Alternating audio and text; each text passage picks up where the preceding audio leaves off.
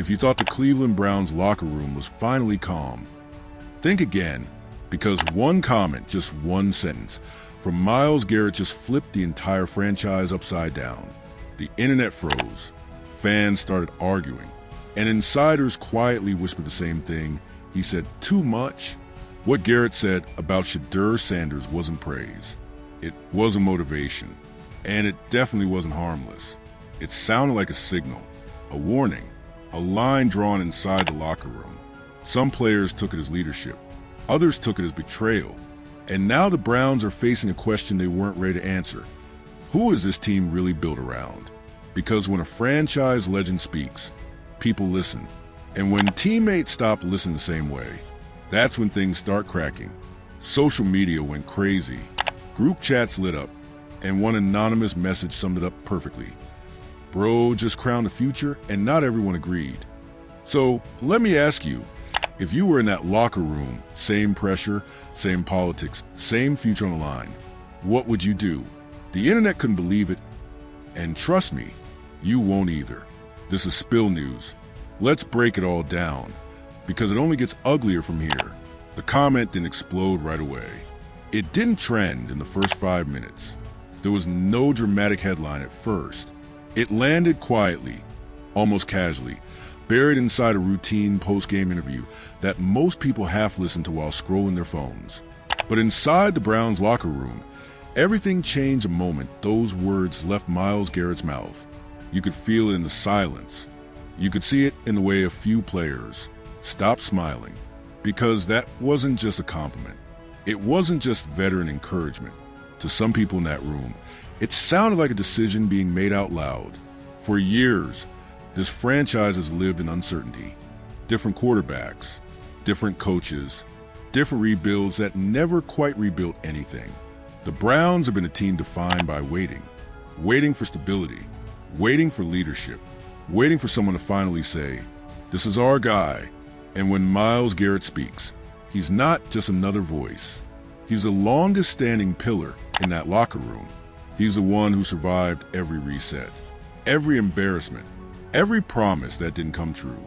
So when he talked about Shedeur Sanders the way he did, people listened differently. At first, some players nodded along. Young guys especially. They saw it as belief, as hope, as a defensive superstar publicly backing the future. But others heard something else entirely. They heard pressure. They heard a line being drawn without a vote. They heard a future being decided before everyone had agreed on the present. And that's where the split started. Not with shouting, not with confrontation, but with glances. Looks exchanged across the room. Conversations that stopped when someone walked by. What made it worse was timing. This wasn't said in the off-season, when speculation is expected. This wasn't said after a blowout win where emotions run high and nobody questions anything. This came at the end of a brutal year, one that left scars. Players were tired, frustrated. Some felt misused. Others felt forgotten. And in moments like that, leadership matters more than talent. Words matter more than stats. One sentence can feel like a promise to some and a threat to others. Inside the building, people started replaying the quote over and over. Not just what was said, but how it was said, the tone, the confidence, the certainty. Veterans who had fought for their own futures suddenly wondered where they fit. Was this team being reshaped around a vision they weren't part of? Was loyalty still a two-way street? No one said it out loud, but everyone felt it. When a locker room starts asking questions internally, the damage is already happening. Then came the whispers, anonymous texts, DMs that started with off the record and ended with don't quote me. One message made the rounds among beat writers before being quietly deleted. This isn't about football anymore. It read, this is about control. Another insider claimed the room was supportive on the surface, divided underneath. And maybe the most telling line of all came from someone who's been there a long time. When one guy speaks the future, everyone else starts protecting their present. That's the part fans don't see. The politics, the fear, the silent calculations happening behind closed doors. Every player in that room is fighting for something. A contract, respect, relevance. When a star like Garrett appears to anoint a successor, even unintentionally, It shifts power. It changes who gets listened to, who gets patience, who gets blamed. And suddenly, the locker room isn't just a team. It's factions. Some players rallied harder around Shedeur after the comment. They defended him loudly, praised his work ethic, shared clips online. Others went quiet. No likes, no reposts, no public support. And in the NFL, silence is never neutral.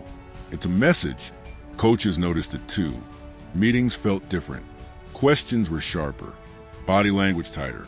The unity that teams preach suddenly felt performative, like everyone was reading from the same script, but meaning different things. What made the situation volatile was Garrett's status. He's not a role player. He's not expendable. When he talks, it carries weight far beyond the field. Some inside the organization wondered if he even realized a ripple effect. Others believed he knew exactly what he was doing. That's where the paranoia set in. Was this leadership, or was this leverage? Was he speaking from belief, or was he sending a message to management? No one could agree, and that uncertainty became the problem. Fans, of course, split instantly. Social media turned into a war zone. One side celebrated the moment as the franchise finally choosing a direction. The other accused Garrett of overstepping, of playing general manager instead of defensive captain. Comment sections filled with arguments about loyalty, hierarchy, and whether one player should ever shape the narrative of an entire team. The louder the debate got outside, the quieter things became inside the building, because internally, nobody wanted to be the first to say it. Nobody wanted to challenge the face of the franchise. But resentment doesn't need microphones. It grows in locker rooms, in film sessions, in weight rooms, in the pauses between conversations. It shows up when effort dips just slightly, when trust hesitates just a second too long. That's how teams fall apart without ever having a public meltdown. And through it all, Shedeur Sanders stayed silent. No clapping back, no statements, no cryptic posts, which only made things worse. Silence invites interpretation, and everyone interpreted it differently. Some saw maturity, others saw entitlement. A few saw a storm brewing, because when a young quarterback becomes the center of a controversy he didn't start, he inherits everything that comes with it. Expectations, pressure, enemies he never asked for. By the end of the week, one thing was clear. That comment didn't just spark debate. It exposed fault lines that were already there. The Browns weren't unified about the future, and now everyone knew it. What started as praise had turned into a referendum on leadership, direction, and control. And as the building tried to move forward, one question lingered in every corner of the organization. If this was just a beginning, what happens when decisions actually have to be made? When contracts come up, when jobs are on the line, and when words turn into actions? Because if one sentence could shake the locker room this much, the next move might tear it apart completely. Nothing else had already started moving behind the scenes. Quietly, strategically, the kind of movement fans never see until it's too late. Because while the locker room was divided emotionally, the front office was dividing intellectually. Executives weren't arguing about feelings. They were arguing about power. Within 48 hours of Garrett's comments making the rounds, internal meetings were called that weren't on any official schedule. No press, no leaks, just closed doors and long pauses. According to one anonymous source, the phrase that kept coming up wasn't quarterback development, it was containment.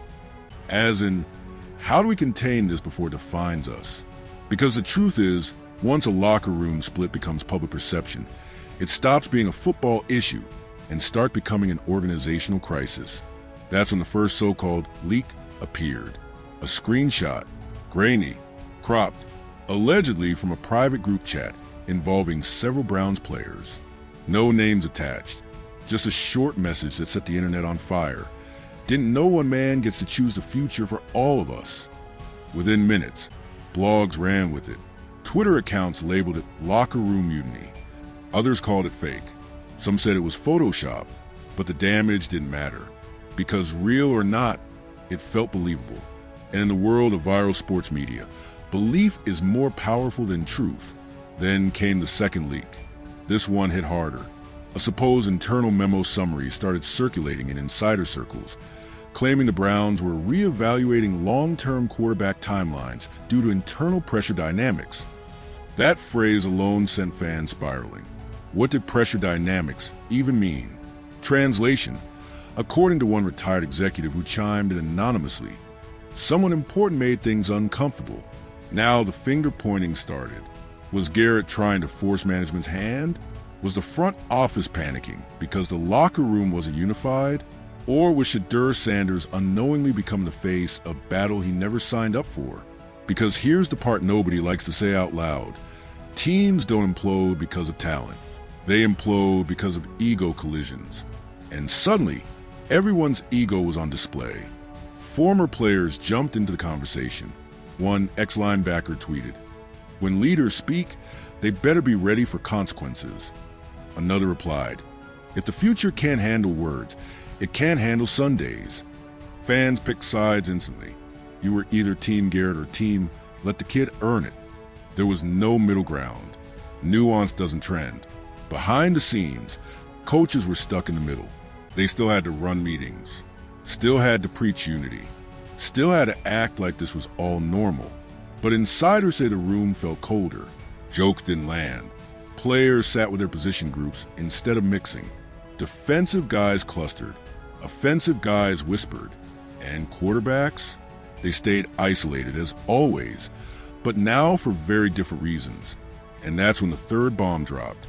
A popular sports podcast claimed to have spoken to two individuals close to the Browns organization who suggested that Garrett's comments were not spontaneous.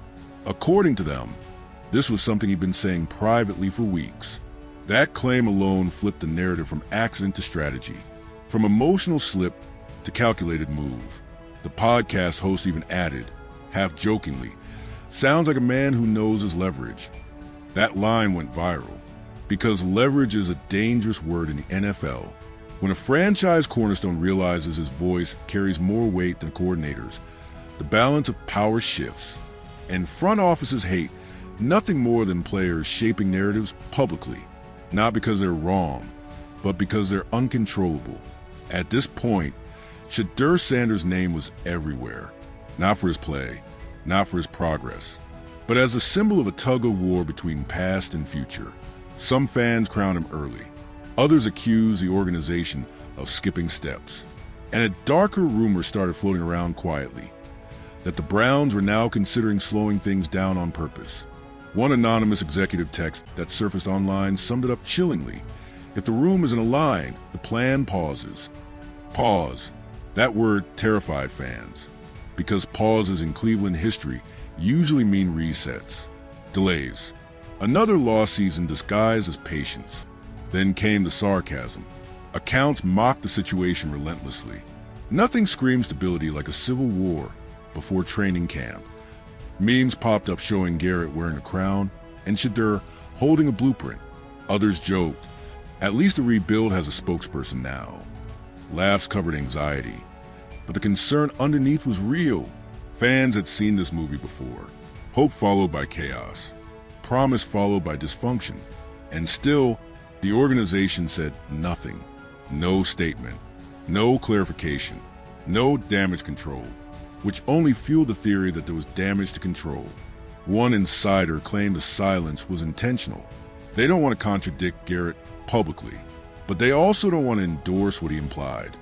That's a tightrope no team likes to walk, because if you backtrack, you look weak. If you endorse it, you alienate half your roster. And here's where things got personal. A rumor spread that one veteran offensive player confronted a defensive leader privately, not yelling, not fighting, just a quiet, pointed conversation. No details leaked, only the aftermath.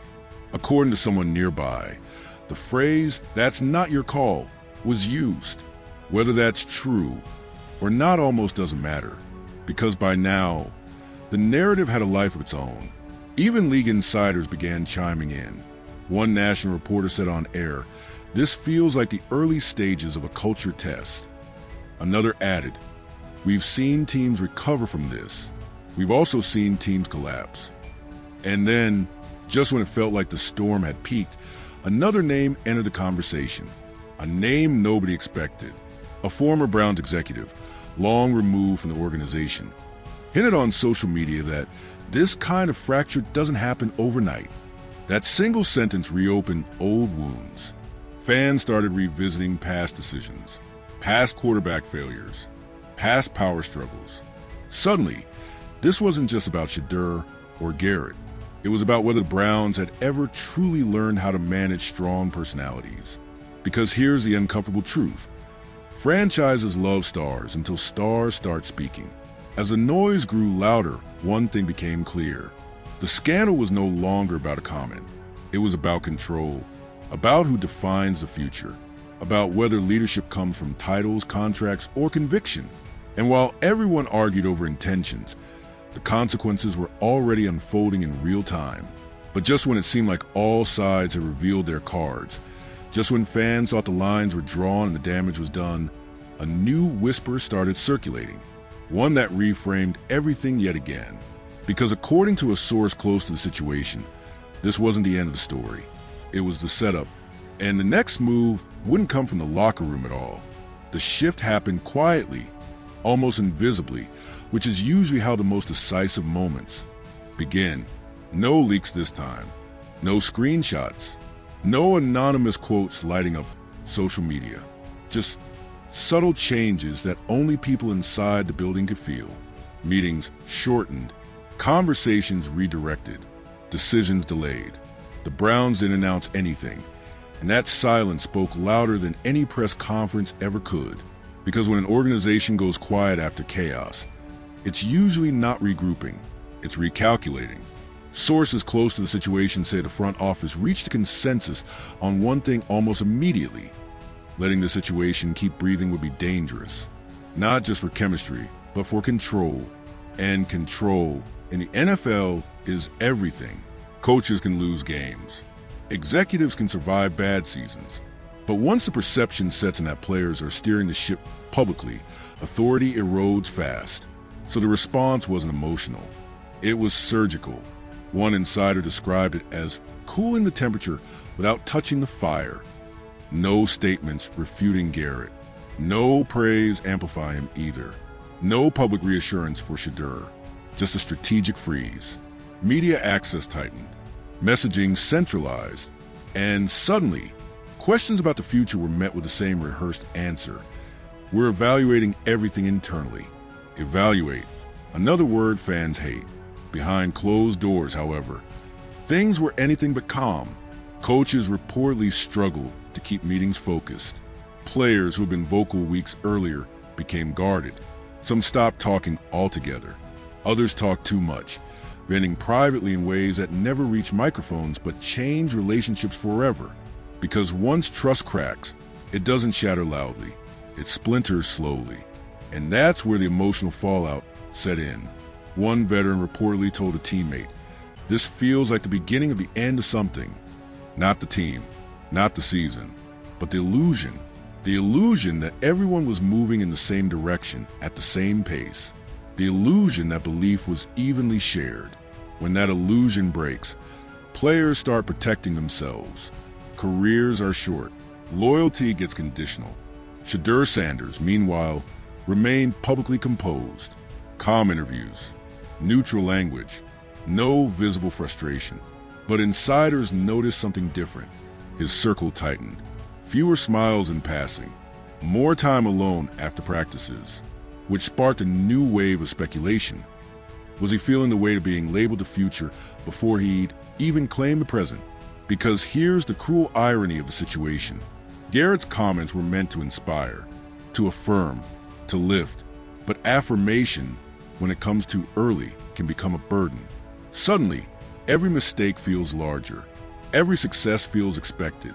And every teammate who isn't fully on board feels like an obstacle instead of an ally. That pressure doesn't show up on the stat sheet. It shows up at night, in quiet moments, in self-doubt disguised as confidence. Then came the rumors of reset conversations. Not rebuild. Reset, a word executives use when they're not ready to admit uncertainty, but can't deny it either.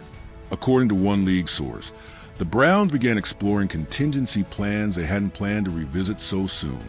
Not because they didn't believe in Shedeur, but because belief without unity is fragile, and fragile systems collapse under stress. Fans sensed it immediately. Optimism dipped. Comment sections turned cynical. Same Browns, different year became the dominant refrain. Others accused the organization of mishandling another promising moment, of letting egos override development, of repeating history instead of learning from it. And then, just when it seemed like the story would end in quiet disappointment, something unexpected happened. Myles Garrett spoke again, not loudly, not defiantly, but deliberately. In a brief, carefully worded interaction, he clarified that his comments were about belief, not authority, about support, not decisions. Some saw it as damage control, others saw it as maturity. But for many inside the locker room, it was too late. The words didn't erase what had already been felt. Intent doesn't undo impact, because once a locker room fractures, even slightly it remembers. The season moved on, practices continued, games were played, but the energy was different, more cautious, less spontaneous. Players stuck closer to their lanes. Leaders chose their words carefully. And Shedeur Sanders? He carried on, knowing that whether he liked it or not, he had become the symbol of a turning point, not a savior, not a villain, a symbol. And symbols are dangerous things. They invite hope and resentment in equal measure. As the dust settled, one truth became impossible to ignore. This wasn't just about one comment, or one player, or one future quarterback. It was about whether the Browns could finally navigate belief without imploding under it, whether leadership could exist without domination, whether a franchise long haunted by instability could handle conviction without chaos. The answer isn't clear yet, but what is clear is this. Something shifted the moment those words were spoken. The locker room will never hear them the same way again. The organization will never frame the future the same way again. And Shedeur Sanders will never walk into that building as just another player again. Because once expectations turn into declarations, there's no going back. And if history has taught Browns fans anything, it's that moments like these don't fade quietly. They echo, they linger, they resurface when the pressure returns. The storm didn't destroy the team, but it exposed how close they were to breaking. If you made it this far, then you already know this wasn't just another football story. This wasn't about one quote, one interview, or one moment that came and went. This was about power, perception, and how fast belief can turn into pressure inside a franchise that's been burned too many times before. Because when a locker room starts choosing sides, even quietly, the damage doesn't always show up on Sunday. It shows up months later, in decisions that don't make sense, in chemistry that never fully clicks, in talent that somehow underperforms when it matters most. And Browns fans know that pain better than anyone. So now the question isn't whether Myles Garrett meant what people think he meant. The real question is whether the Browns can survive what his words set in motion. Was this the moment the future finally found its voice? Or was this the beginning of another internal breakdown that fans won't fully understand until it's too late? And what about Shedeur Sanders? Did this moment elevate him? Or did it put a target on his back before he was ready? Because history is full of young talents who didn't fail because they weren't good enough. They failed because the weight came too early. So now it's on you. Do you think Myles Garrett crossed a line or showed real leadership? Do you believe the Browns locker room can heal from this? Or is the split already too deep? And most importantly, is Shedeur Sanders truly the future of this franchise or just the latest name caught in Cleveland's cycle? Drop your thoughts in the comments because this debate is far from settled. And if you want the real stories, the uncomfortable angles, and the moments nobody else wants to touch, make sure you hit that subscribe button right now. Turn on notifications because this situation is evolving, and trust me, the next chapter will be even messier. Stay locked in. This story isn't over.